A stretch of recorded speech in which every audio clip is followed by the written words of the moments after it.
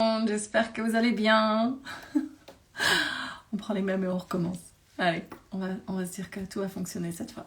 Donc, ce soir, on se retrouve à nouveau pour un interview sur le thème du Dharma avec un nouvel invité, à savoir François Breton, que je me réjouis de recevoir dans un instant. J'espère que tout va fonctionner cette fois-ci. Merci à ceux qui étaient là tout à l'heure d'être à nouveau là. On va voir ce que ça donne. Alors. Donc on va parler dharma ce soir, ce thème que je vais vous expliquer dans un instant quand François sera là. Pour ceux qui n'ont jamais suivi les lives. Ah, ça y est, François est là. François est là. Tu n'as plus qu'à accepter. Ah bah voilà, t'as dû me la faire aussi. Top. Hop. Yes, ça fonctionne. Salut François. Salut. Alors, attends. Vas-y, prends ton temps, installe-toi. C'est un premier live pour toi sur Et Instagram? sur Insta, j'en ai déjà fait, mais à chaque fois, c'est un petit peu différent en fait. Mais Ah comme ok, ça, ouais, ouais. je crois qu'en cliquant sur le logo comme ça, ouais, c'était la première fois.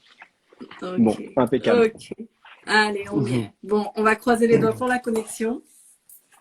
Et puis on va faire avec, hein. On va s'adapter. On va s'adapter. En tout cas, eh ben, un grand merci déjà d'avoir accepté mon invitation Avec pour, plaisir. euh, pour parler dharma ce soir. Donc, je vais commencer par faire une petite introduction de ce qu'est ce thème qui me parle et qui me porte depuis quelques mois maintenant, mais sans doute depuis même plus longtemps que ça, sans avoir forcément mis un nom dessus. Et justement, je vais expliquer ce que c'est avec des mots, cette notion de dharma. Mais l'idée de ces interviews, c'est justement, et je me faisais encore la réflexion cet après-midi en écoutant deux personnes d'horizons complètement différents. Une personne qui parle de tout ce qui est la philosophie des Esséniens, donc quelque chose qui est plutôt côté religieux, et Louis Fouché, donc ce médecin anesthésiste qui a pris des positions assez fortes ces 2 dernières années. Et en fait, en les écoutant parler, je me suis rendu compte qu'on parlait tous de la même chose, sans le nommer dharma. Donc le dharma, c'est un thème qui est issu de la philosophie du yoga, qui a diverses significations. Et moi, celle qui m'intéresse tout particulièrement, c'est celle qui touche à ce qu'on a pour habitude de traduire par mission de vie ou mission d'âme ou chemin de vie, chemin d'incarnation. Et ce que je pourrais peut-être te dire dans ces interviews, c'est que justement ces expressions, elles parlent pas forcément à tout le monde, elles peuvent être lourdes de sens, mettre un peu la pression, cette notion de mission. Enfin, moi, elle m'a mis la pression pendant longtemps. Donc, avec cette conviction que j'étais là pour quelque chose, mais sans savoir pourquoi. Et puis, cette mission, c'est tout de suite quelque chose, enfin, moi, j'avais l'impression que ça devait être quelque chose de grandiose. Enfin, voilà, un truc à l'échelle planétaire. Et puis, je comprenais pas bien. Alors qu'en fait, non, on peut tous vivre sa mission en étant tout simplement nous-mêmes. En fait, ça revient essentiellement à ça. Oser être soi, en cohérence avec nous-mêmes, le mot de reliance revient souvent. D'ailleurs, je crois que tu as un programme qui s'appelle Reliance, c'est ça? Hmm. Ouais, tout à Ouais, fait. c'est rigolo Hmm. parce que j'en avais un aussi et euh, la personne essénienne que j'écoutais aussi parlait de reliance. Voilà, donc c'est à la fois très simple et en même temps un peu compliqué dans nos cultures et à notre époque puisque on ne sait plus faire en fait, tout simplement. Euh, Vivre en étant pleinement nous-mêmes, au-delà de nos différents conditionnements. Et puis c'est là que des personnes comme toi interviennent pour nous aider à nous reconnecter à notre âme, à notre cœur. Alors, ce soir, justement, l'idée de ces interviews, c'est d'utiliser les parcours de vie des personnes que j'interviewe pour illustrer, en fait, à travers, comme si on racontait une histoire, ce que vivre son dharma signifie. Évidemment, tu partages ce que tu as envie de partager, hein, ce qui te vient. Et voilà, moi, j'ai une petite sélection de questions que je reprends assez systématiquement, mais j'aime beaucoup aussi être dans le flow de l'instant, donc on verra où cette conversation nous mène.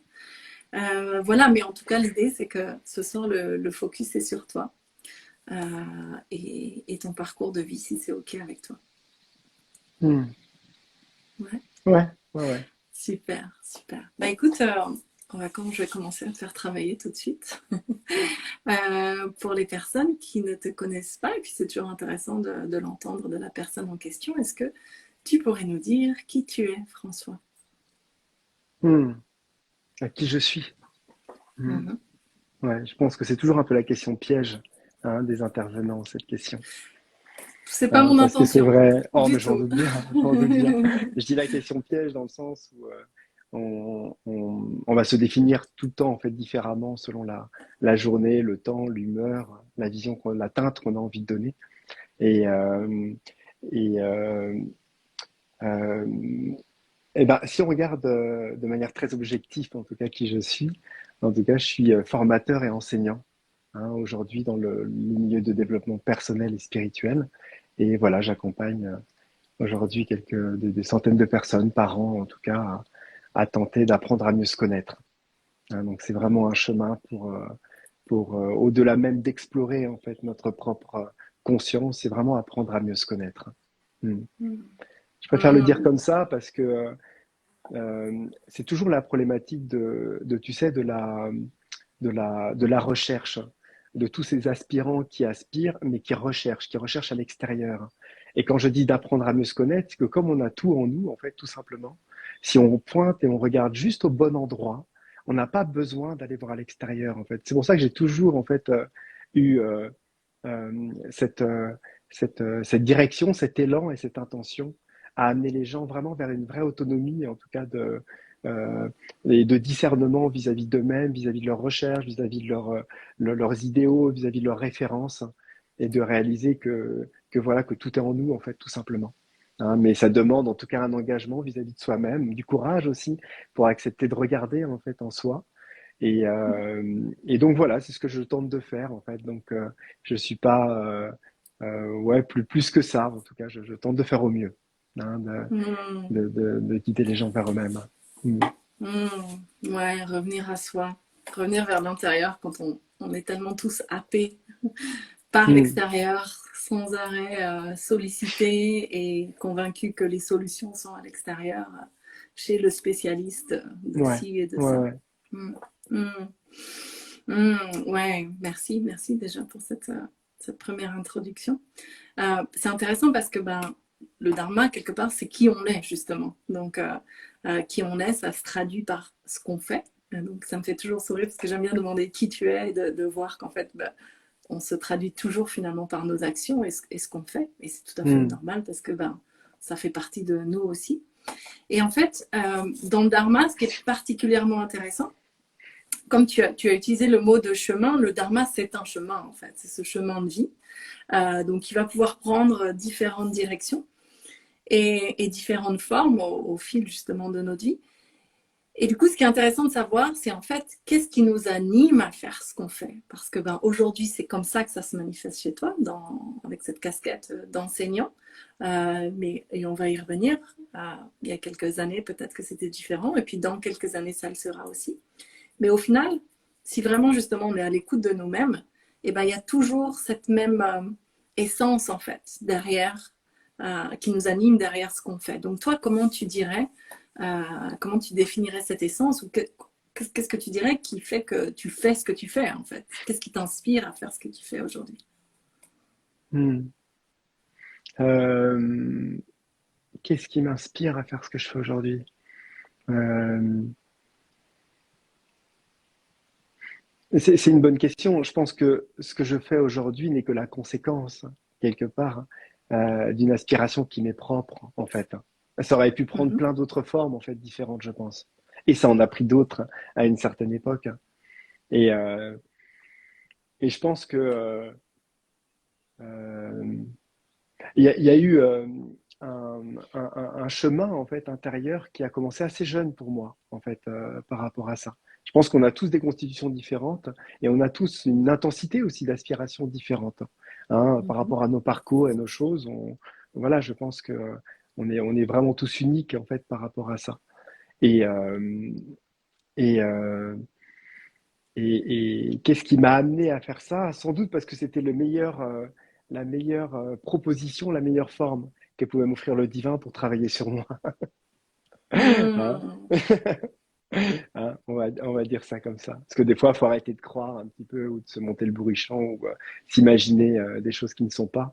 Et voilà, je pense que au-delà d'imaginer ou de se faire des films, d'être guide, éclaireur ou quoi que ce soit d'autre, je suis juste quelqu'un aussi sur cette planète, un aspirant en tout cas, qui essaye d'écouter au mieux son aspiration et dans lequel, dans les synchronicités de vie, le divin m'offre les meilleures dispositions pour entrer dans la relation, pour apprendre à ouvrir mon cœur, apprendre à aimer, grandir, hein, tout simplement. Et sans doute que cette forme d'enseignant était la meilleure pour moi. Mm.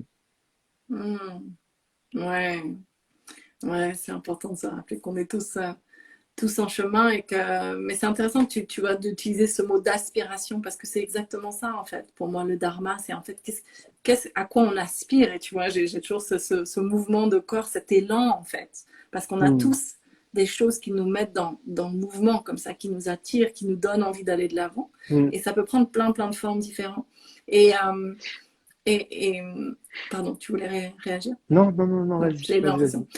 Non. Et c'est intéressant aussi ce que tu dis, que qu'on est tous en chemin et que finalement ce qu'on fait, ça veut, même quand on transmet des choses, ça ne veut pas forcément dire qu'on est arrivé ou que c'est facile tous les jours dans cette notion de dharma. Pour moi, en tout cas, il y a vraiment à la fois une notion de fluidité, et on reparlera de ça, de synchronicité, tu as déjà utilisé ce mot, et les choses qui se font de manière vraiment fluide, on rencontre les bonnes personnes au bon moment, des projets qui viennent à nous sans qu'on ait même besoin de les chercher.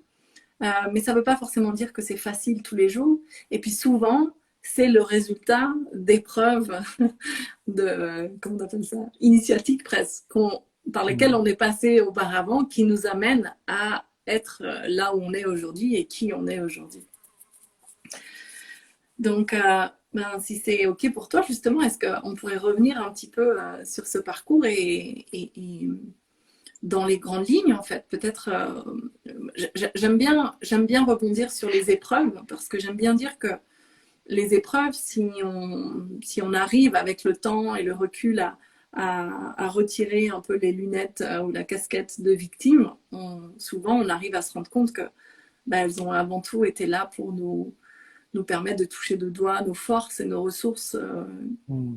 qui étaient insoupçonnées en fait jusque-là. Donc est-ce que toi, il y a des épreuves que tu as, et je te pose la question, mais pour avoir entendu une ou deux de tes interviews, je sais qu'il y en a, ouais, qui ont été déterminantes dans ce chemin de vie, dans ce dharma qui est le tien.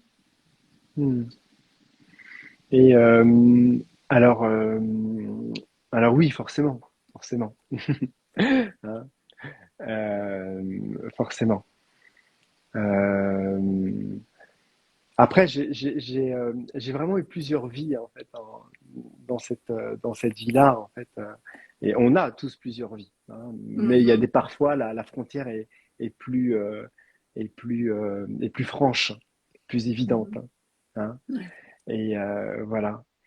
Après, je pense que peut-être ce qui a constitué en tout cas ces expériences de vie, ça a été la recherche de l'intensité. Hein. Mhm. Je pense que si j'en prends, hein, tu vois, son élan en fait derrière, tu vois, de ce qu'il y a, cette cause en fait qui a manifesté énormément d'expériences de vie, parfois un peu dures aussi, hein, parce que j'ai été très dur avec moi aussi dans tout ça, euh, avec comme commencement de vie un petit peu un abandon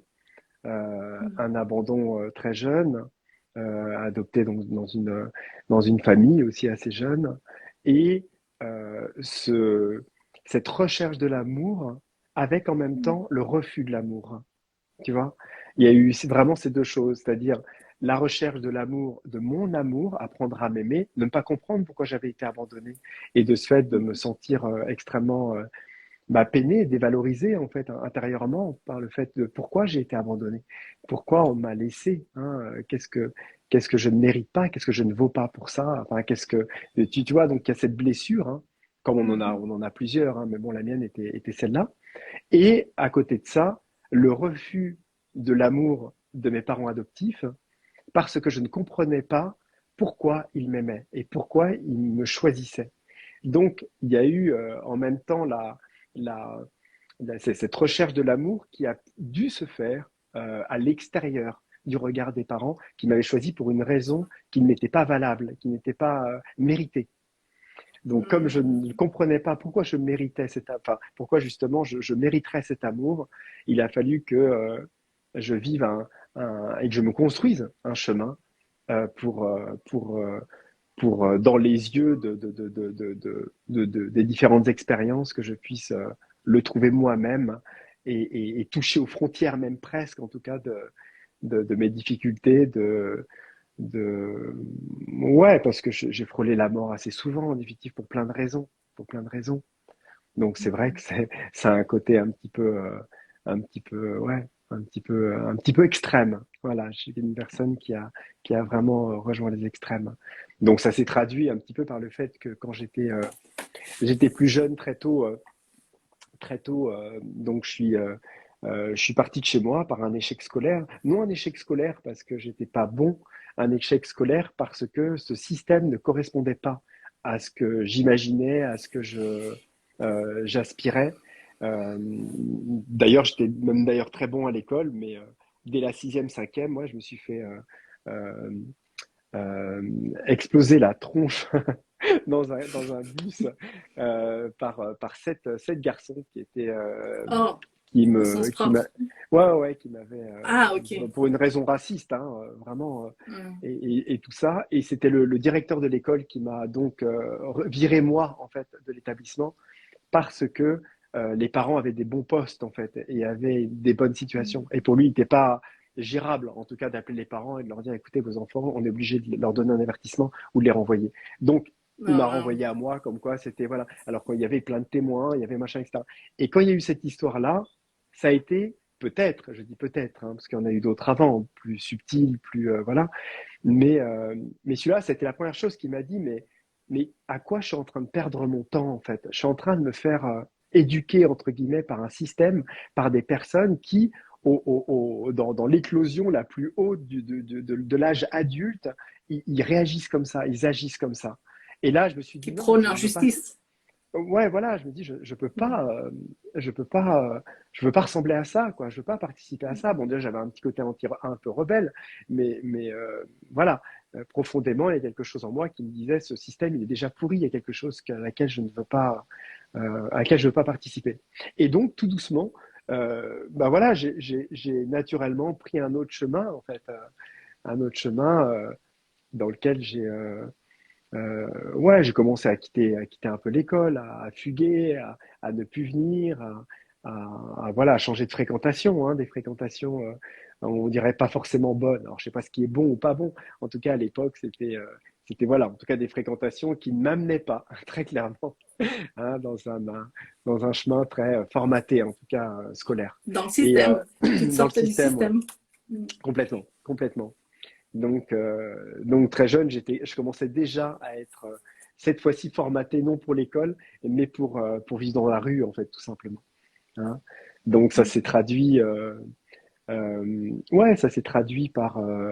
À l'époque, je faisais du skate, hein. Je faisais du skateboard, hein. Et j'ai été qualifié pour le championnat de France d'ailleurs de skate. J'étais champion de Bretagne, Ah, donc j'étais voilà. à fond, hein, toujours avec mon skate, en train de faire des choses. J'apprenais le jonglage. Et puis c'était une époque où quand on était jeune, bah, on fumait des joints, on touchait à quelques drogues, on commençait à traîner dans la rue, à en vendre, et ainsi de suite, et ainsi de suite, tu vois. Et petit à petit, il y a eu un un petit décalage quelque part qui a commencé à se faire avec la famille, avec les personnes, avec l'entourage, pour retrouver une autre famille, une famille plus libre, sans règles, sans limites, quelque chose dans lequel le monde nous appartient en fait. Quoi que je fasse, j'ai juste un sac à dos et je me fais confiance et je compte que sur moi en fait. Et c'est là-dessus en fait qu'a commencé un petit peu le chemin en fait, cette première vie, on va dire, qui a commencé. Et puis là, ça a été beaucoup d'aventures, en fait, beaucoup d'aventures de partir, de traverser des pays à pied, de sombrer dans une semi-délinquance mi-mafieuse, un petit peu, avec des règlements de compte, des histoires un peu limites. Hein. Et puis, voilà, enfin bon, on va dire, voilà, plein de thèmes qui m'ont fait beaucoup souffrir, dans lesquels je me suis fait beaucoup de mal, dans lequel je me suis abîmé aussi énormément, mais dans lequel, en même temps, eh ben, j'ai appris à me connaître, en fait, hein. J'ai vraiment appris à me connaître, hein. Et je me suis rendu compte quelles étaient mes limites, quelles étaient vraiment mes limites, là où je ne pouvais pas aller, là où je pouvais suivre et ne pas suivre, hein, là où il fallait que je me positionne, que j'apprenne à être ancré aussi, parce que dans ces milieux-là, il y a quelque chose aussi qui demande aussi un certain yang, on va dire ça comme ça, hein, malgré Mhm. toute l'hypersensibilité que j'avais, il fallait que je me construise aussi à un certain niveau, et quand on se construit jeune, un petit peu comme ça, il y a quelque chose qui renforce aussi, qui donne confiance, parce qu'on apprend vraiment à se débrouiller dans des pays, voilà, à l'étranger, sans argent, sans rien, à devoir se débrouiller, traverser des pays à pied ou se retrouver avec des problèmes. Enfin bon, je vais pas rentrer dans le détail parce que tout ça, ce serait un peu superficiel d'expliquer une histoire.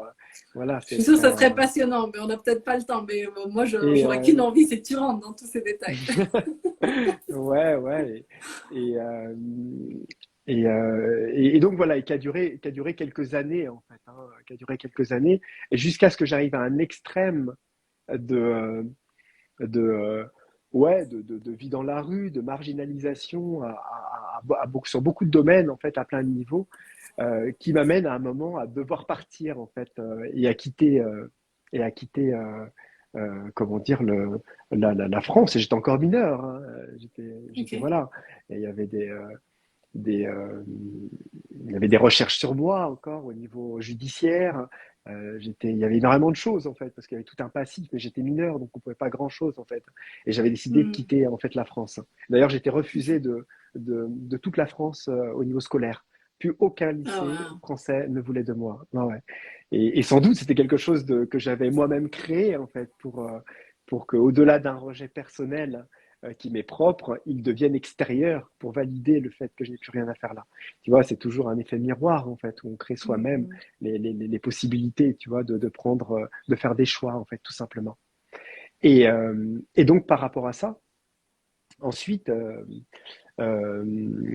il y a eu, il y a eu cette extra-marginalisation qui a fait que je me suis retrouvé, en fait, donc là, je passe les détails, que ça a été toute une histoire, mais à vivre, euh, voilà, à 17 ans, donc dans une grotte avec un ermite dans les Pyrénées-Orientales.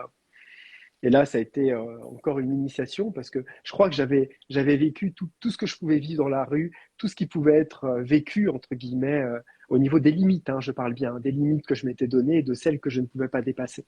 Et à partir de là, je me suis rendu compte que cette société, même à un niveau très marginal, était pas mon monde en fait. C'était pas moi. Je m'y reconnaissais pour rien.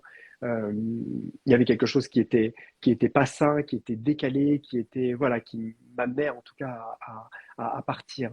Et là, en fait, quand je suis arrivé donc avec cet ermite qui avait à l'époque 70 ans, hein, qui vivait dans les montagnes, dans une grotte, un Pakistanais, et ben, Ok. j'ai eu comment dire, euh, comment je peux le dire, hein, ce côté où enfin, je dis bien enfin, cette initiation que je recherchais, ces limites, tu vois, ces capacités dont j'avais besoin n'étaient plus sujets à une mendicité, euh, tu vois, sociale ou autre, auquel on est encore dépendant du système. Et pour la première fois, eh ben, je me retrouvais pieds nus dans la montagne avec mes deux mains, mes deux bras, à 2 jours de route, des premières routes où passent les voitures pour faire du stop, pour aller à la premier village. Et il fallait que je vive en fait, hein, que je coupe mes bois, que je fabrique ma cheminée, je prenne ma douche le matin, que j'aille chercher de l'eau. Et là, je me suis rendu compte en fait à quel point la vie était dure en fait. Elle demandait en fait énormément de force, hein, de, un vrai labeur en fait, tu vois, de se réveiller très tôt. Et c'était quelqu'un qui était assez exigeant en fait. Bon, l'histoire est un peu compliquée à expliquer, mais j'étais réveillé très tôt le matin. En fait, je devais aller chercher de l'eau, on préparait la farine. Enfin, il y avait tout un travail en fait qui était fait. Et on allait aux sources chaudes pour aller se laver quand on avait besoin d'eau chaude, parce que c'était l'hiver. Alors c'était à l'eau froide. J'étais obligé voilà, il me demandait vraiment de faire les ablutions le matin, d'aller dans l'eau froide de la rivière à 4 heures du matin, tu vois, dans la montagne. Ah, Après, il fallait wow. préparer à manger, tu vois. Donc il y avait toute une initiation comme ça qui faisait que euh, bah, tu te rends compte et tu te dis, mais en fait, l'électricité, c'est bien quand même. Et en fait, les magasins, c'est bien. Tiens, les voitures, tiens, tu vois, il y a un côté comme ça où c'est pas qu'on sombre dans un tamas en fait au niveau de la société, tu vois, d'un confort qui nous est donné qu'on ne reconnaît même pas d'où ça vient.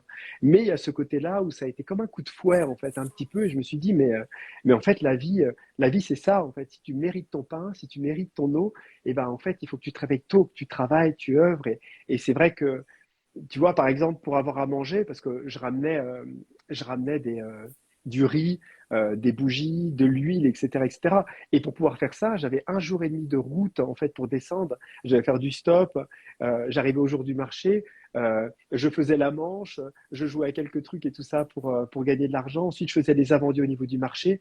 Je repartais avec deux énormes sacs avec des cagettes que je traînais, tu vois, à quoi? À 2 heures de stop jusqu'en bas de la montagne. Et je me tapais les un jour et demi de route avec les sacs pour les ramener Ah, dans la montagne. waouh. J'avais une nuit pour dormir sur la route dans la montagne et pour ramener après. Et ensuite, quelques jours après, je repartais parce que j'avais laissé cacher, en fait, des cagettes de fruits et de trucs comme ça. Donc, je me retapais ça. Donc, je tapais presque, je sais pas, presque 5 jours et demi de randonnée, tu vois, tous les 15 jours, juste pour avoir des bougies, du riz et des pâtes, tu vois. Waouh. Et derrière, il fallait vivre, et puis, enfin, je dormais dehors, en fait, tu vois, donc il fallait construire sa hutte avec les trucs, tu vois, donc déjà réussir à faire la manche pour avoir sa scie toute pourrie, tu sais, qui prenait le truc, etc. Enfin, tu vois, donc ça a remis en cause, en fait, ça a remis en cause, je sais pas comment dire, la, la nature de l'effort. Voilà, c'est ça.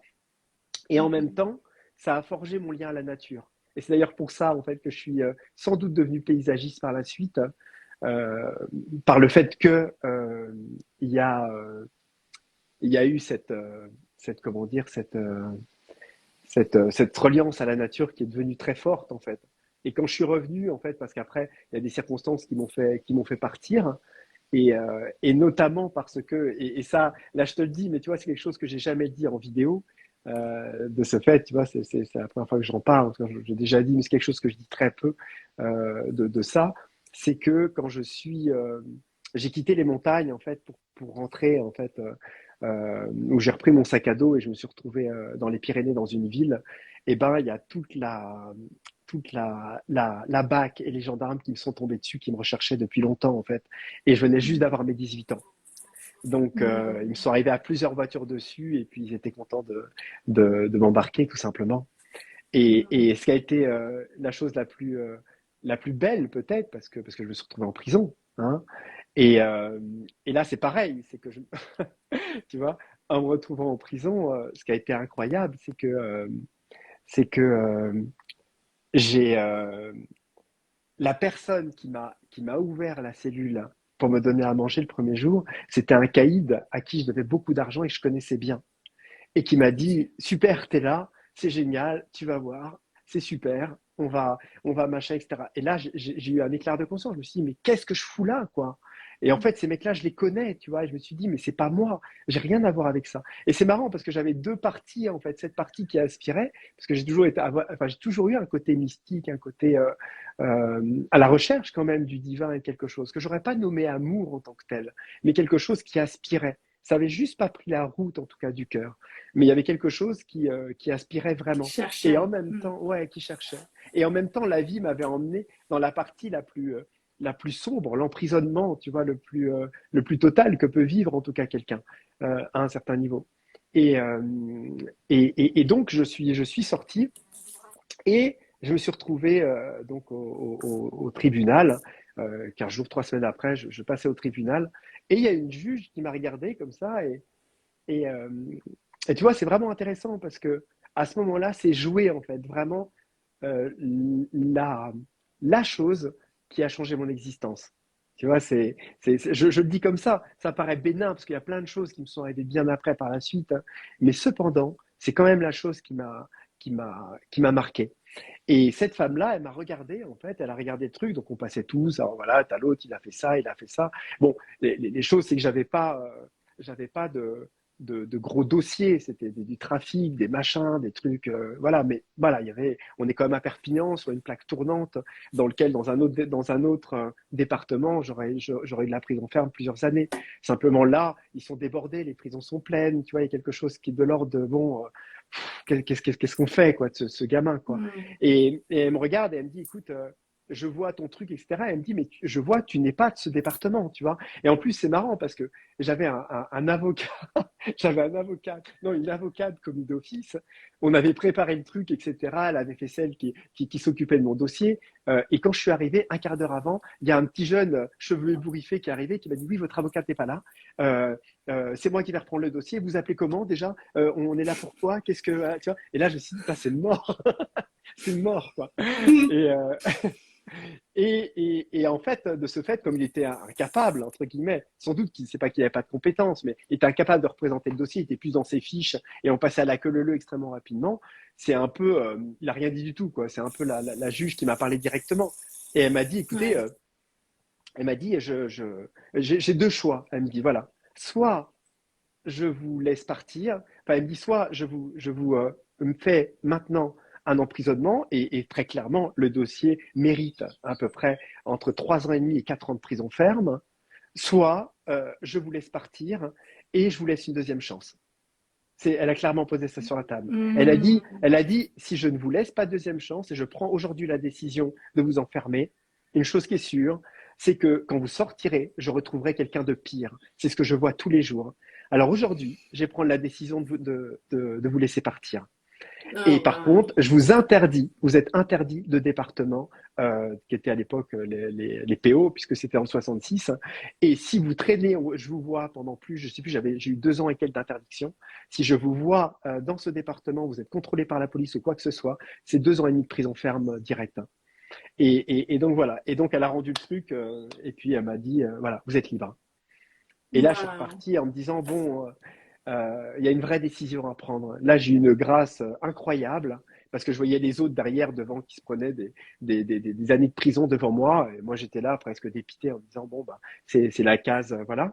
Et tout doucement, en fait, enfin voilà, la chose s'est faite comme ça. Donc, je suis reparti et, euh, et donc, j'ai dû affronter, en fait, bon, je te passais des meilleurs parce que j'avais des règlements de compte, j'ai des choses, etc. Cependant, j'ai pris la décision de rentrer en Bretagne. Et là, après avoir vécu tout ça et toutes ces années-là, je me suis dit, j'ai qu'une seule solution. Si je veux m'en sortir, c'est de reprendre les études. Il faut que je reprenne les études. Il faut que je reparte là-dessus et il faut que je le fasse. Euh, la prison, la toxicomanie, la drogue, les trafics, accusations de braquage de banque, etc. Enfin, c'était quand même des gros dossiers en fait qui étaient dessus. Et derrière, il y avait quand même la police judiciaire bretonne qui avait ça sur le truc. Et il y avait quand même des enquêtes en fait qui étaient aussi faites dessus. Donc il y avait quelque chose en moi qui n'avait pas le choix en fait entre guillemets et qui devait en fait prendre des décisions qui engageaient en tout cas une possibilité d'un futur possible. Et, euh, et donc, je me suis dit, et là, j'ai essayé différentes choses et j'ai carrément repris l'école, quoi.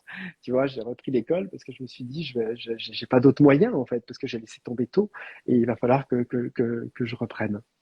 Et donc, j'ai eu mon diplôme, voilà, pendant 2 ans où j'ai travaillé et où j'ai passé un BP travaux paysagers. Et puis là, ça manquait trop la liberté. Donc j'ai pris un billet, un billet aller au Brésil, Rio de Janeiro. Et, euh, et puis arrivé au Brésil, je savais pas du tout ce que j'allais faire et vivre. Et puis c'est là qu'en fait j'ai fini par traverser l'Amérique du Sud à pied pendant 2 ans et demi. Où je me suis perdu en Amazonie. Il m'est arrivé beaucoup d'histoires en fait, mais ça a été aussi une recherche dans laquelle j'ai aussi beaucoup appris parce que j'étais vraiment sur un chemin initiatique en fait avec les chamans en Amazonie, dans les Andes. Enfin, il y a eu beaucoup de choses que j'ai appris, que j'ai vécues. Et, euh, et quand j'étais en Bretagne, donc à l'époque, je suis rentré pour travailler. C'est à une époque dans laquelle j'ai commencé mes exercices initiatiques. C'est-à-dire que pour la première fois, au-delà d'une aspiration mystique qui était encore maladroite dans des expériences où je cherchais François, en fait, moi, à apprendre à m'aimer, à m'accepter, en tout cas.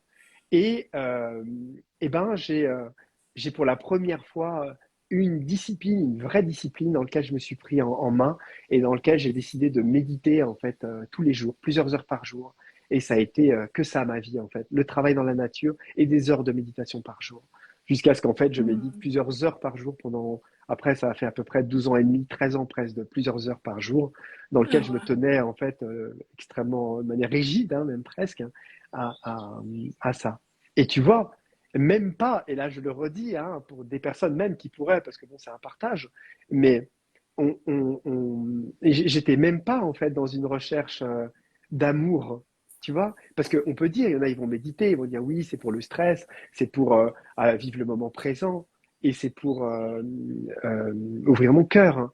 Mais moi, c'était pas ça, c'était encore au-delà, tu vois, des drogues qui avaient amené certaines choses, etc., et de toute cette vie extrême aussi, tu vois, avec un certain milieu, eh ben, c'était une, j'avais qu'une envie, c'était d'ouvrir les centres. Il fallait que j'ouvre et que j'ouvre mes corps, mes centres pour vivre une autre réalité. Cette réalité ne me Mhm. convenait pas.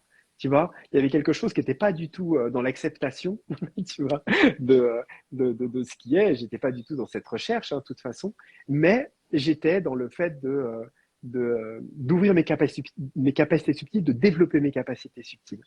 Et ce qui m'apparaissait comme étant quelque chose qui m'était vraiment, je ne sais pas si je peux dire euh, euh, important pour moi, mais il y avait une recherche d'absolu, tu vois, extraordinairement forte, mêlée à une sorte de fuite de moi-même, tu vois, et encore d'un refus lié à certaines blessures, et ainsi de suite, et ainsi de suite. Bon, sans rentrer dans les détails, en fait, on va dire de ça, on va dire que j'ai vraiment réussi ce que je cherchais, tu vois. J'ai réussi ce que je cherchais parce que de ce fait, je suis arrivé à un point dans lequel, oui, mes centres se sont vraiment ouverts et se sont même trop ouverts, tu vois, parce que j'ai vraiment beaucoup pratiqué. C'est comme quelqu'un qui ferait, je sais pas, moi, des, euh, des dizaines d'heures de musculation par jour et qui s'étonne d'un seul coup, qui commence à prendre des muscles, tu vois. Et c'est ça, et c'est que, tu vois, et c'est que à un moment, et ben, c'est vrai que les exercices que je faisais étaient des exercices qui amenaient à ouvrir les sens, à apprendre à sortir de son corps, à être clairvoyant, clair gustatant, clair, clair informant, clair odorant, clair audience, ce que tu veux. Mais j'avais tout développé en fait à un Ouais. niveau dans lequel mon extrasensibilité n'était pas un cadeau. Ce qui fait qu'en fait, je me suis retrouvé face à une ouverture totalement prématurée, en tout cas de mes centres. Et je dis Mhm. prématurée, non parce que c'était pas une bonne chose ou j'étais trop jeune, simplement parce que la nature de mes blessures et ma capacité à ne pas regarder au bon endroit m'amenait à être complètement décalé en fait par rapport à l'intensité des ressentis en fait que j'avais. Donc j'ai vécu des moments extrêmement difficiles parce que les énergies que je percevais, c'était pas juste ah je ressens un petit peu d'énergie, ah j'ai l'impression que c'est un petit peu voilà une sorte d'entité qui est là. Non non, c'était quelque chose qui m'arrivait dessus au niveau clair kinesthésique, qui me prenait tout le corps, le truc, les boyaux, une entité qui est là, j'avais envie de vomir. Le troisième œil, Mhm. c'était enfin tous les sons, les trucs, je ne voyais presque plus et je me souviens d'une période où je n'avais pas de différence. Ça a duré pendant quelques semaines, quelques mois, euh, pas de différence entre les mondes physiques, c'est-à-dire voilà le plan dans lequel sensationnellement le monde physique, qui est une réalité, voilà, on va dire a priori distincte, et les mondes, les autres plans, on va dire tout simplement, hein, qui étaient à l'époque Mhm. plus astralisants. On n'était pas encore dans des espaces de lumière, tu vois, des espaces divins. J'étais encore dans des espaces dans lesquels je me, ouais, je me confrontais en fait simplement à mon ombre en fait, à mes blessures, à mes traumatismes. Et ça a été une époque en fait. Après, par la suite, en revenant de voyage, parce que j'ai été obligé de revenir parce que je me suis retrouvé dans des zones de guerre assez difficiles, dans lesquelles bah, très souvent, en fait, je me retrouvais avec les paramilitaires à se cacher avec les FARC dans la forêt, des jeunes de 17 ans qui mettent des flingues sur la tête 3 à 4 fois par jour, tu vois, dans la Oh, périphérie de wow. Bogota, tu vois, à l'époque où Mhm. Alfredo Rodriguez avait au moins un attentat par semaine des FARC qui étaient complètement, qui avaient pris les 2 tiers de la Colombie quand le voyage s'est fini. Donc il y a quelque chose qui pour moi, pareil, n'avait pas le choix. Il fallait que je rentre en fait. J'étais complètement bloqué et c'était la fin du voyage en fait pour moi à ce moment-là. Mhm. Et donc, et, euh, et, et donc, ce qui a été extrêmement, euh, euh, ouais, bien, enfin bon, en tout cas pour moi après par la suite, c'est que comme je me suis rendu compte que ces capacités n'étaient plus gérables, c'est-à-dire que mon hypersensibilité développée en capacité extrasensorielle devenait trop forte. Et ben, il fallait que je règle. Et là, c'est là que je me suis rendu compte pour la première fois bah, qu'il y avait des problèmes à régler. Et moi, je pensais les avoir réglés, en fait, ces problèmes-là. C'est-à-dire que je pensais, Mhm.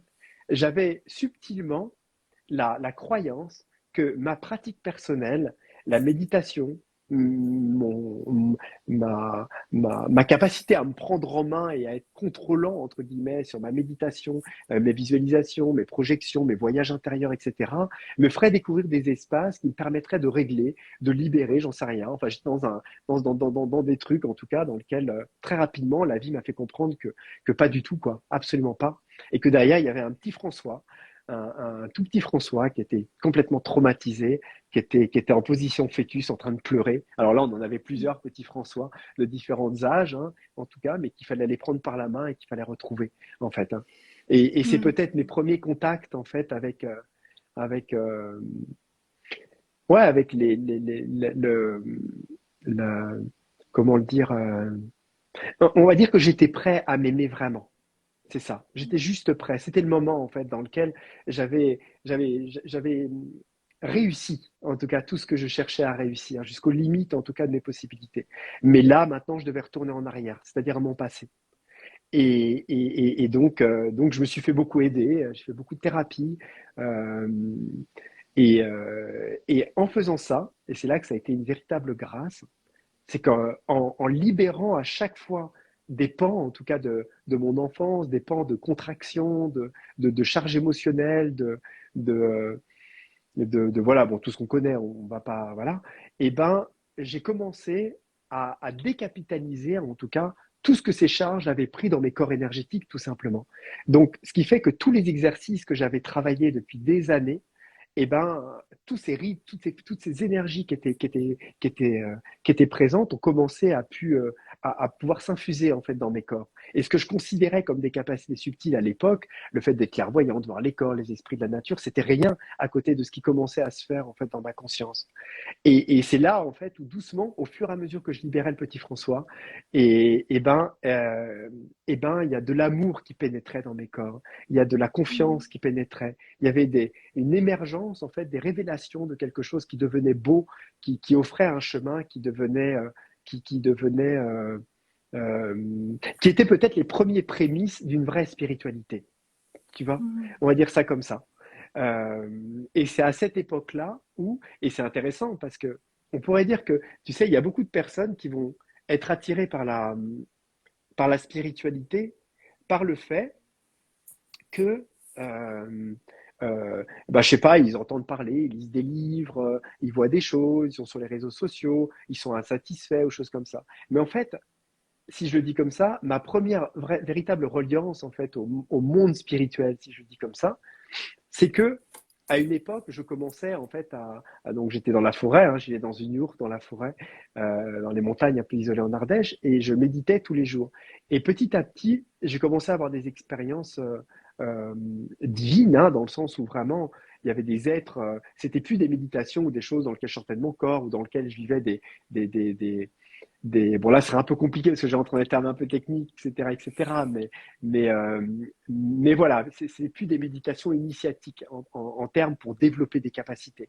Là, ces capacités prenaient vie en fait à chaque méditation et je m'ouvrais dans des plans de lumière, je commençais à vivre des extases, j'avais des êtres couleur or qui descendaient, qui me faisaient couler de l'or chaud dans le corps, je sentais des transformations et mes méditations se finissaient par terre en train de pleurer pendant 1 heure parce qu'il y avait des choses qui étaient touchées, qui étaient libérées. Et c'était plus que ça, en fait. Et je voyais que je quittais l'astralisation un peu expérientielle pour commencer à toucher à des plans de lumière. Et pour moi, c'était très clair. Je me disais, mais ça n'a rien à voir avec ce que je connais, en fait, des mondes invisibles. Là, ce sont d'autres plans. Ces êtres sont d'un amour infini. Ils viennent vers moi, ils me donnent tout, ils me transforment, ils me prennent par la main, ils veulent me donner quelque chose et ils m'aiment, tu vois. Et ça, Mhm. c'est ça qui m'a amené tout doucement à, comment dire, à m'intéresser, on va dire, à la, à la spiritualité, on va dire, livresque, hein, dans Mhm. le sens où j'ai Mhm. commencé à devenir presque un érudit des différentes traditions et j'ai bouffé des livres, j'en ai bouffé tout, que ce soit sur l'occultisme, la non-dualité, j'en sais rien, moi, le tantrisme, le machin, le truc. Il fallait que je comprenne parce que je vivais énormément d'expériences. Et il y avait des choses qui n'étaient pas acceptables, en fait, parce que autant je recevais depuis quelque temps des enseignements par les esprits de la nature. La nuit, je sortais de mon corps, je sais très bien. Il y avait trois êtres qui m'enseignaient énormément de choses sur la nature des corps, la nature énergétique de la circulation des nadis, les frontières subtiles des corps avec les différents plans, leur constitution, leur substance, les équilibres. Enfin, j'avais quantité d'enseignements que je retenais, en fait, que j'imprimais en fait, complètement dans mes corps. En même Mm. temps, je vivais d'autres, euh, d'autres expériences dans lesquelles j'étais en relation avec des êtres qui n'étaient pas de ce monde, qui n'étaient pas de cette terre, où j'étais avec des êtres qu'on pourrait appeler des êtres stellaires, dans lesquels très clairement, ils m'apprenaient des choses et ils me montraient une technologie que je ne connaissais pas, et même je faisais des travaux avec eux. En même temps, je vivais des montées de Kundalini avec des énergies extasiques qui me remplissaient de certaines choses. En même temps, je sais que j'avais besoin de thérapie pour régler des choses. En même temps, je commençais, tu vois, et il y avait quantité de choses que, au niveau l'ivresse, quand je disais, il y en avait, c'était qui juraient que par leur Kundalini, l'autre que par leur maître spirituel, l'autre c'est la non-dualité, on se détache de toutes les expériences et on recherche que l'impersonnalité, et ainsi de suite, et ainsi de suite. Et ça me convenait pas, en fait. Il y avait quelque chose qui n'était pas juste, qui n'était pas complet. Voilà. Et je me disais, mais la vie, c'est tout, c'est un tout. On doit pouvoir intégrer tout. Le quotidien, la vie, le monde, le corps, l'émotionnel, la fragilité, la sensibilité, l'humanité, la spiritualité, la divinité, tu vois, les expériences, parce qu'elles ont un sens. Hein. Et peut-être une chance, c'est que j'avais réalisé en fait que les capacités subtiles étaient un héritage évident et naturel en fait de la conscience. Et pour moi, c'était naturel de sortir de mon corps si j'avais besoin, naturel de parler aux esprits de la nature pendant des heures. Je m'étais lié d'amitié avec quantité d'êtres en fait, avec qui je passais beaucoup de temps en fait à parler, et des êtres d'autres plans, hein, d'autres planètes aussi qui m'étaient proches, et ainsi de suite. Et je me disais, mais pourquoi il n'y a pas d'enseignement, de clarté dans tous ces maîtres et toutes ces traditions qui offrent une plus grande intégralité de la conscience pour réussir à englober en fait tout ce que l'on est et pas simplement un être divin ou un être spirituel ou un cheminant aspirant tentant par la neutralité, le détachement et l'introspection à se libérer je ne sais où et ainsi de suite, tu vois. Donc il y avait vraiment des grands questionnements en fait Mhm. jusqu'à ce que je tombe sur Sri Aurobindo Mhm. et les enseignements de Mère et de Sri Aurobindo. Et ça a été pour moi peut-être la, ouais, la pierre angulaire quelque part d'un début de chemin dans lequel là j'ai compris en fait qu'il y avait des grands êtres sur cette planète hein, qui avaient fait déjà un énorme travail intégral de la conscience, qui avaient déjà réalisé des pans énormes en tout cas de la conscience et qui avaient pu en tout cas le témoigner et donner en tout cas suffisamment de bribes pour qu'on puisse comprendre en tout cas ce qui se passe. Et c'est là que j'ai commencé mes voyages en Inde et je suis parti aussi dans des voyages en Inde euh, qui m'ont amené par la suite à même organiser des voyages pour des groupes, hein, parce que j'ai emmené 3 années de suite une trentaine de personnes dans des groupes, dans différents ashrams, rencontrer des maîtres que je Mhm. connaissais et que j'avais rencontrés et suite à mes voyages et pour pour, euh, pour voilà, qui étaient des personnes qui n'étaient que des, enfin, qui n'étaient que, qui étaient comment dire, des personnes qui m'avaient accompagné et que j'avais accompagné lors des formations et qui n'étaient pas des personnes inconnues, c'est ce que je veux dire. Mhm. Euh, Parce que pour ensuite les amener en Inde avec la lumière qu'il y a, l'énergie, les lieux dans lesquels j'allais les amener, après parfois 2 ans d'enseignement et d'accompagnement ensemble, et ben, je me rendais compte que c'était pas, c'était pas trop, tu vois. Mhm. Ouais. Voilà, parce que c'est très, voilà. Et, et, euh, et donc voilà. Et puis bon, ensuite, bon, après, j'ai oublié plein de trucs, hein, mais j'essaie vraiment de te faire Mais c'est une synthèse parce que tu c'est m'as, incroyable, franchement. tu m'as Je suis presque au partagé. 50e épisode, mais j'avoue que là, je t'écoute et je suis scotchée en fait de tout ce que tu me racontes. Waouh! Mm. J'ai été bluffée hein, dans toutes ces interviews, mais là, j'avoue que ton parcours, il est juste incroyable. Je comprends mieux pourquoi tu disais que tu as vécu plusieurs vies. Waouh! Ouais, il y a de ce fait plusieurs petites choses. Et, et de ce fait, tu vois, même le fait d'être enseignant et formateur, ce qui était ta première question au début, n'est même pas véritablement un choix volontaire, comme certaines personnes vont dire, tiens, j'ai envie d'être thérapeute, j'aimerais Ouais. être formateur. Pas du tout. Moi, j'étais jardinier, en fait. Et j'aimais Mhm. mon travail. Je collectionnais les plantes, j'étais collectionneur de plantes, je connaissais la botanique, j'étais passionné, en fait, de la nature et tout ça. Et, et comme je passais beaucoup de temps avec les esprits de la nature, je recevais des enseignements, ces êtres-là m'ont appris tellement de choses, entre guillemets, je vais dire, que je commençais à être capable de faire des travaux de modification vibratoire dans les lieux, de changer des vallées, de nettoyer des endroits, en fait, sur parfois plusieurs centaines d'hectares, ou de modifier des champs vibratoires qui étaient intéressants. Et de ce fait, des personnes s'en sont rendues compte et m'ont dit, mais il faut que tu viennes harmoniser ma maison, j'ai un problème dans la maison, etc. Et là, des êtres sont venus m'expliquer, les esprits nature sont venus me dire, ben voilà, nous, on peut te montrer ça, tu vois, là, regarde les charges éthériques, tu vois, dans les murs, regarde l'imprégnation des charges, où elles se mettent, dans quel plan. Là, on peut les retirer, mais le problème, c'est qu'il faut que tu te connectes avec ton canal, il faut que tu te branches là. Nous, on peut les libérer, mais on n'aura pas la séquence suffisante et la fréquence de réussir à écraser ça. Donc, ce qu'il faut, machin, etc. Donc, j'ai commencé à faire des castings avec les esprits de la nature, à en rencontrer beaucoup, à commencer à voir qu'est-ce qui pouvait se faire, à faire toute une investigation scientifique, tu vois, par rapport à ça. Et c'était comme une passion, en fait, pour moi. Et donc, en fait, par la suite, ce qui s'est passé, c'est que bah, j'ai commencé à intervenir chez des gens qui avaient des fois, parfois fait intervenir, tu vois, des géobiologues, des gens comme ça. Et quand j'ai fait le travail, ils me disaient, mais c'est incroyable, quoi, mais ça n'a rien à voir, c'est même pas, ouais, comment dire, euh, comparable, le travail qui a Mhm. été fait. Et le lendemain, je recevais un coup de fil. Oui, machin, on est les amis de machin, un tel, et on aimerait bien que machin, tu vois. Et voilà. Et moi, à l'époque, donc je vivais dans ma forêt, et puis j'étais en train de commencer à construire ma maison, parce que j'ai construit une maison aujourd'hui, une maison au Saturbois sur mon terrain, et que j'ai fait tout seul d'ailleurs. J'ai mis 3 ans et quelques pour tout faire. Et, euh, et, euh, et donc, cette maison, bah, il me fallait de l'argent aussi pour ça.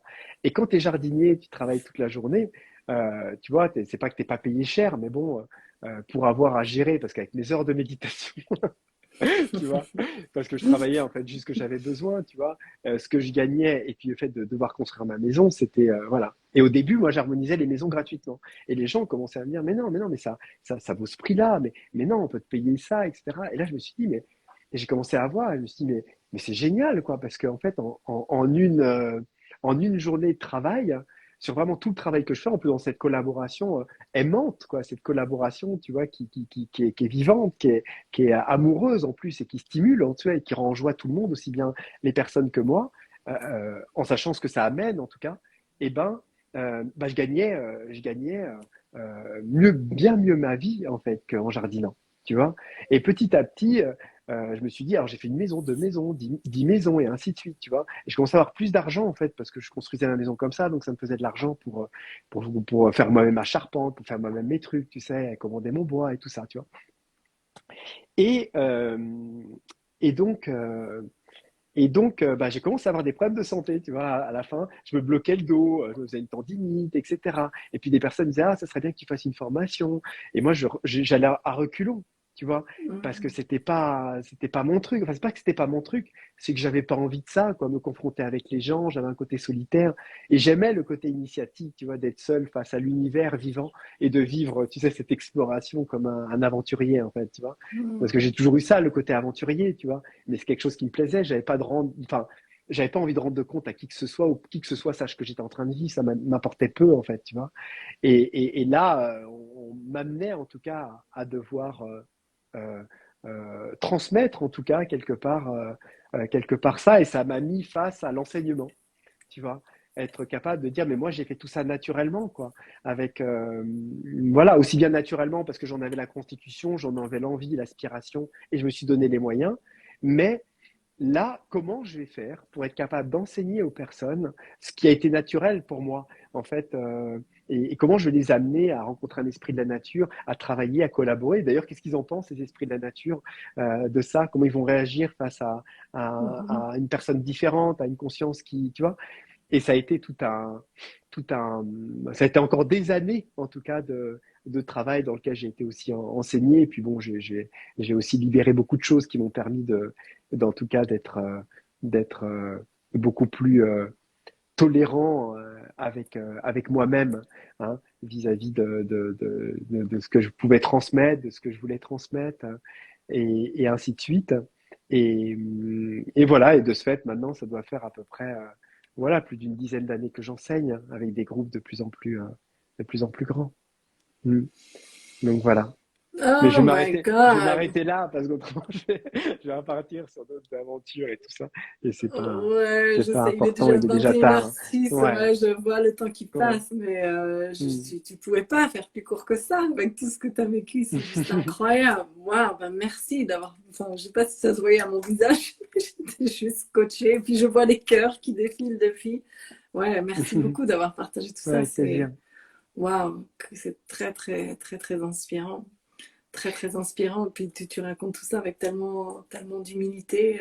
Ouais, un grand merci. Alors, je ne vais pas effectivement faire durer plus que ça l'interview. Puis tu as déjà touché deux mots de ça, mais euh, dans ces interviews, j'aime bien en fait raconter ces histoires pour que tout un chacun puisse se dire, ok, c'est accessible pour moi aussi de vivre son dharma. Alors, je ne sais pas si tout le monde a la carrure pour traverser tout ce que tu as traversé, euh, et puis bon, voilà, oui, souvent ça passe par des épreuves plus ou moins compliquées. Entre parenthèses, je fais une petite anecdote. Quand j'étais en Inde, j'étais allée voir quelqu'un qui faisait de l'astrologie védique. Et puis moi, j'ai vécu ce que je considérais comme des épreuves à mon échelle, mais je me souviens qu'il m'avait dit, c'est comme si j'avais traversé une route, tu sais, avec des cailloux comme ça, mais dans une voiture très confortable. Et toi, j'ai l'impression que tu as traversé une route qui faisait ça dans une Jeep qui avait 25 ans. Quoi. Bref, tout ça pour dire que tout est relatif, en fait, dans cette notion Tout est relatif, ouais. d'épreuve. Mm. Euh, et ce que j'aime beaucoup dire, c'est que, encore une fois, j'aime le dire parce que ben, c'est des choses que j'ai vécues aussi, que toutes ces épreuves, finalement, ben, elles nous permettent de nous rapprocher de nous-mêmes, de mieux nous connaître et de mieux comprendre ce pourquoi on est fait, ce à quoi vraiment on aspire. Euh, et du coup, nous rapprocher de ce chemin qui est le plus juste, qui vibre fort pour nous. Et c'est là souvent que ce phénomène de synchronicité apparaît, où voilà, les choses se font de manière fluide et avec un peu plus de douceur, même si on est tout le temps en apprentissage. Donc là, tu l'as déjà évoqué, le fait que ben, finalement, tu te mettes à faire ces, je ne sais pas comment tu l'as formulé, réalignement énergétique dans les lieux, et puis que du coup le Mm. bouche à oreille se fasse encore plus vite que la musique, et puis que finalement la demande de transmettre, c'est pas quelque chose que tu as souhaité, c'est quelque chose qui a été sollicité. Est-ce que tu aurais voilà, quelque chose à rajouter sur ce thème de synchronicité et du fait que moi j'aime beaucoup dire que, parce qu'encore une fois je le vis comme ça, que quand on se met dans l'action finalement, que tout est énergie, tout est vibration, et donc, bah, quand on se met dans l'action, on engage une énergie aussi dans un sens. Et du coup, la vie répond, en fait. Et pour moi, justement, quand on est de plus en plus aligné avec soi-même, eh ben, nos actions sont alignées. Et du coup, bah, la vie nous répond de manière alignée également. Et c'est comme ça que je ressens les synchronicités qui sont en tout cas en phase avec ce qu'on souhaite à Mm. l'instant T. Donc, ouais, je serais intéressée de si tu as des synchronicités incroyables que tu nous as pas encore racontées ou juste ton point de vue sur le sujet. Non, bah, de toute façon, il y a plein de choses que je pourrais raconter, mais comme je te dis, Il le faudrait temps prévoir passe et une j'ai saison de 50 épisodes avec François, en fait. plus beaucoup de temps. Mais, mais si j'avais si j'avais un conseil à donner, on va dire ça comme ça. On Ouais, va dire comme ça pour merci. finaliser. Je finis Euh, souvent avec ça, donc tu me ouais. devances. Parfait. Et tu vois, la chose, c'est que j'inviterais vraiment les personnes par rapport à cette époque, et une vraie période de transformation en ce moment.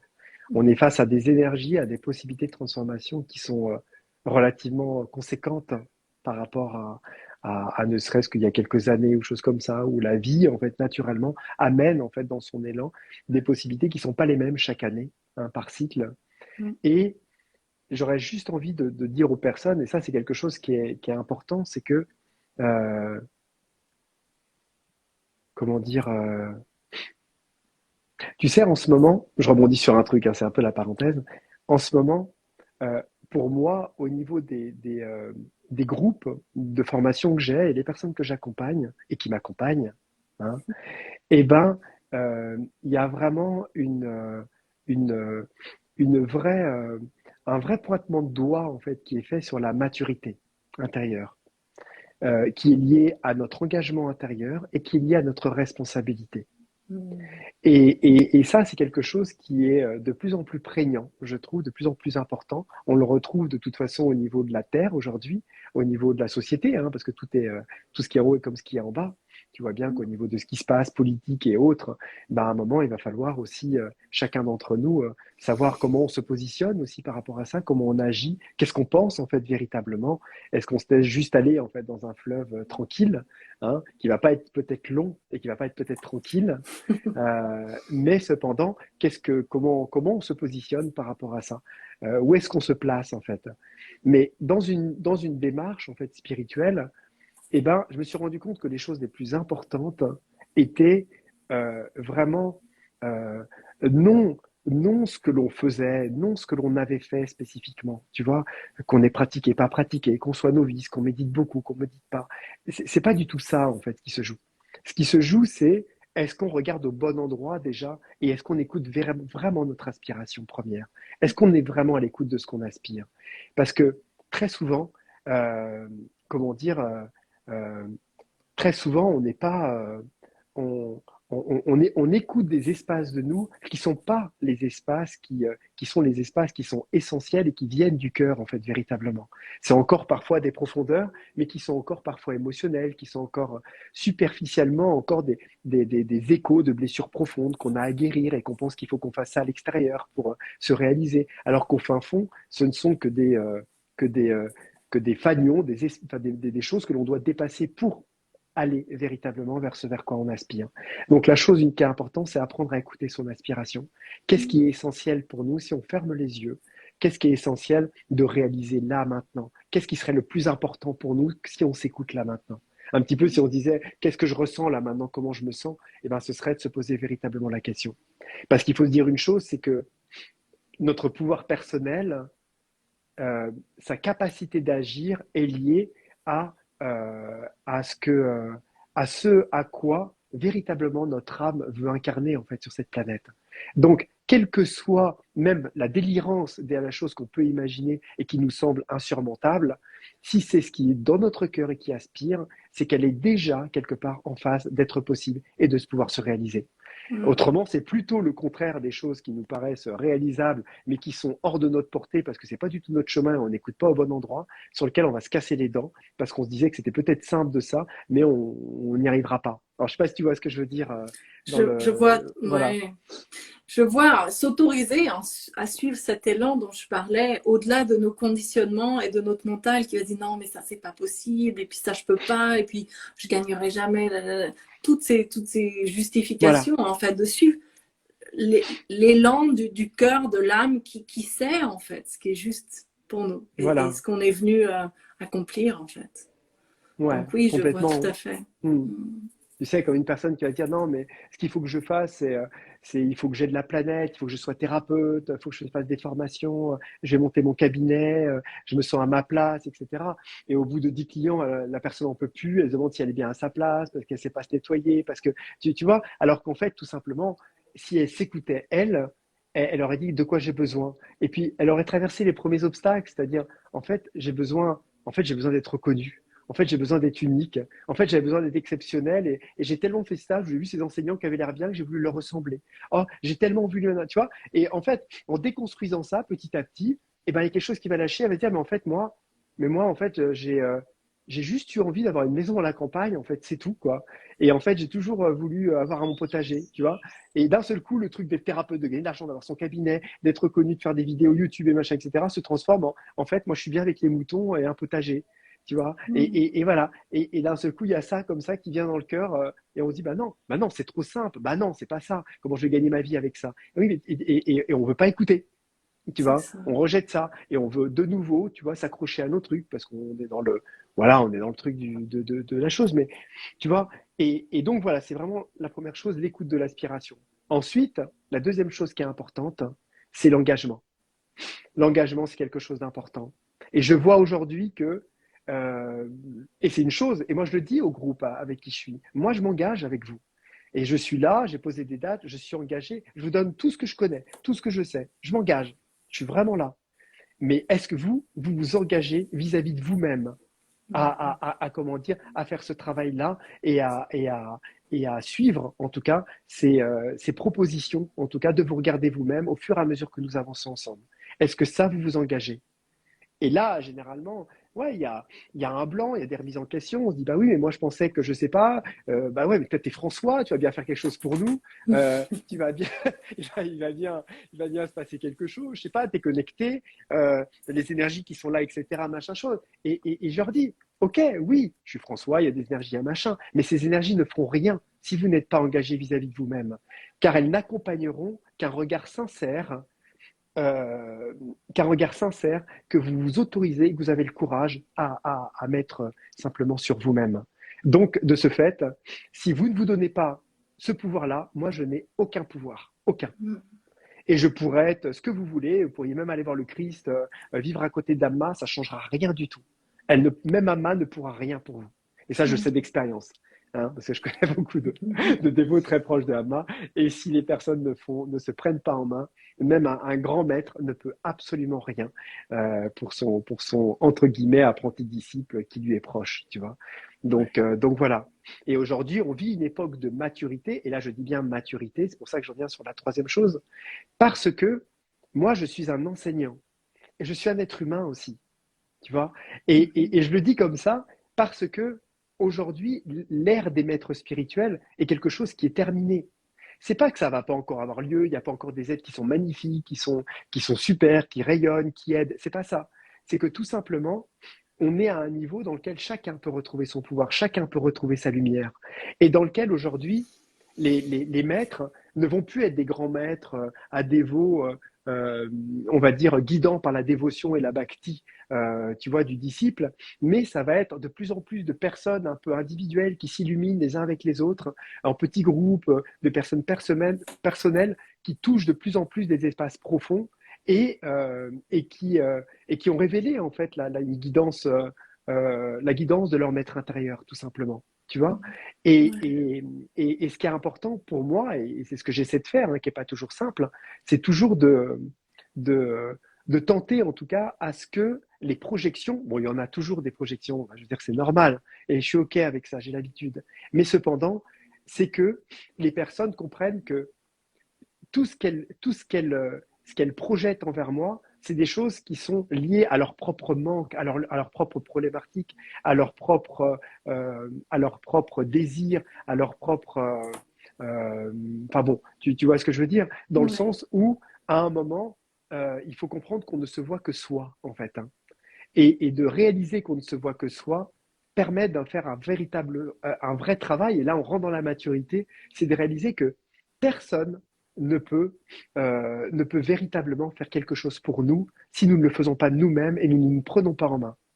Je veux dire, même ton meilleur ami qui fume des cigarettes, imaginons, je prends un exemple de quelqu'un qui fume des cigarettes, qui a envie d'arrêter, tu sais très bien qu'il est à deux doigts, on lui a déjà retiré un poumon, mais il n'arrive toujours pas à fumer, à arrêter. Euh, qui aujourd'hui peut dire qu'il a la possibilité de faire arrêter son meilleur ami de fumer des cigarettes? Personne. Personne, personne. Personne. Et quand une personne essaye d'arrêter de fumer, ou elle fume, enfin, prend de la drogue ou quoi que ce soit, elle réalise, et ça je parle aussi d'expérience, qu'il n'y a que elle, il n'y a qu'un simple choix, une volonté volontaire, unique, qui vient de notre propre cœur, un élan qui nous est propre, pour lequel personne d'autre n'a de pouvoir. Personne. Et en fait, c'est intéressant parce que je me suis rendu compte que ma propre relation au divin, l'engagement, le courage que je me donnais, en tout cas de véritablement me transformer, était un choix qui m'était propre. C'est-à-dire que je ne peux me transformer que si j'accepte de me transformer. Je ne peux être heureux que si j'accepte d'être heureux. Je ne peux réaliser le bonheur et l'équilibre que si je l'accepte parce que c'est un choix, en fait. C'est un choix. Avant d'être une possibilité naturelle où le divin, notre chemin, notre âme, voilà, qu'importe la chose. Mais cependant, c'est avant tout un chemin. Parce que le divin, avant de pouvoir pénétrer la matière et l'incarnation, eh ben, il doit pénétrer des plans, il doit pénétrer des constructions, il doit pénétrer des corps, il doit pénétrer de la substance. Et cette substance, c'est nous, c'est François là qui en a les manettes entre guillemets. Et si François, bah, il se bouge pas les fesses, il est dans le déni, il veut pas regarder au bon endroit, eh ben ça va mettre du temps, ça va mettre plus de temps tout simplement. C'est pas que ça va pas se faire, l'évolution se fait, mais ça mettra plus de temps. Ouais. Donc la chose, c'est qu'à un moment, tout simplement, ben voilà quoi. Et c'est pour ça que je te dis, en ce moment, on vit vraiment une opportunité de cette époque qui nous montre du doigt, qui libère l'obscurité. Tu vois bien au niveau des politiques, il n'y a pas une journée où on ne sort pas un serpent du chapeau, hein, ou que ce soit.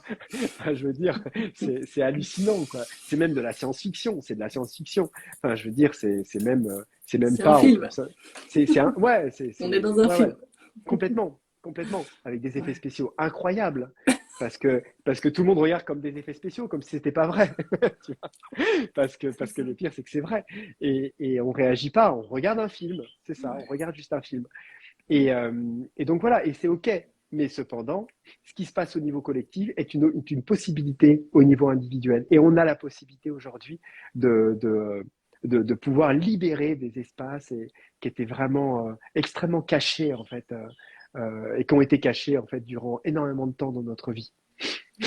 Et, euh, et c'est pour ça, en fait, que là, j'ai décidé, tu vois, et pareil, je ne l'ai pas encore dit, je ne l'ai pas encore annoncé, tu vois, dans les, dans les newsletters ou choses comme ça, mais que j'allais changer, en fait, un petit peu la nature, en tout cas, de mes cursus de formation à partir de l'année prochaine. Du moins, ça va commencer à transformer dans le sens où je vais beaucoup orienter les choses vers un accompagnement plus profond, en fait, des gens que j'accompagne parce que je me rends compte qu'ils ont besoin d'aide. En fait, moi, j'ai toujours privilégié l'autonomie, mais à un moment, je me rends compte aussi que on est dans une période dans laquelle on descend en fait dans l'ombre, on descend dans nos ténèbres, on descend dans des vraies possibilités de transformation.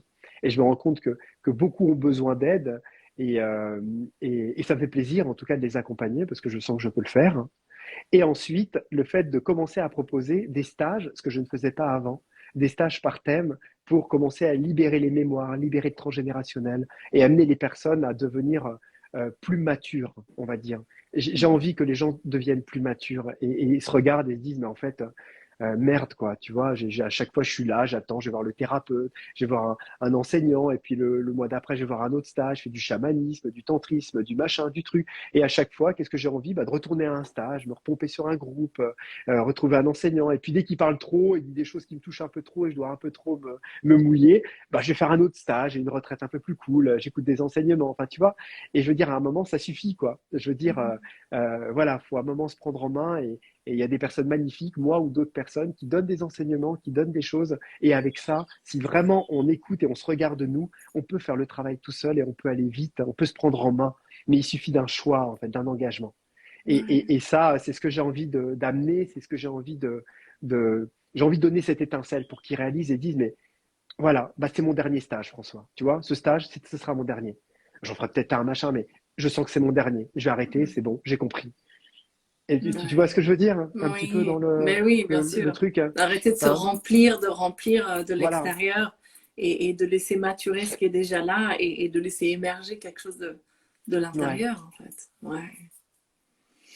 Donc voilà. Hmm.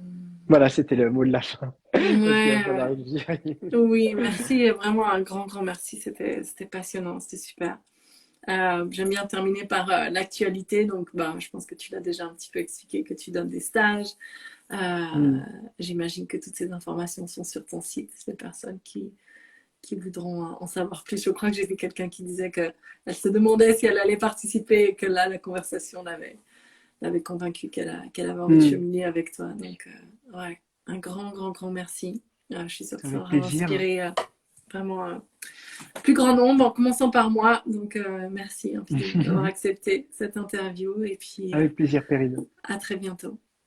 Passez une belle Ouais, ça soirée. roule. À Ouais, bientôt tout toi le aussi. monde. Merci d'avoir suivi en live Au et je revoir tout le mettrai le monde et puis replay. merci à toutes les personnes qui étaient là, que je Ouais, ne un connais grand pas. merci. Enfin, je vois vite fait un petit peu des noms passés. Il y a certaines personnes que je connais, mais merci à vous. Bonne soirée à tout le monde. Merci, Ouais. Perrine. Merci François, à bientôt. Salut.